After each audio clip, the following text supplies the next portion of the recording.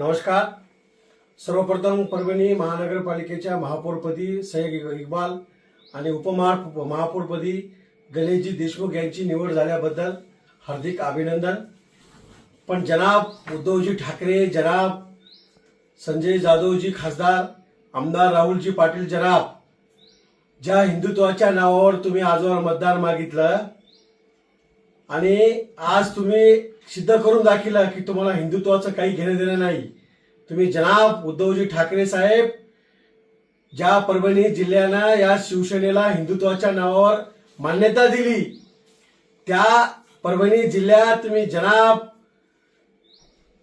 महापौर करून स्वतःला सिद्ध करून दाखवलं की तुम्हाला हिंदुत्वाच्या मताची काही गरज नाही.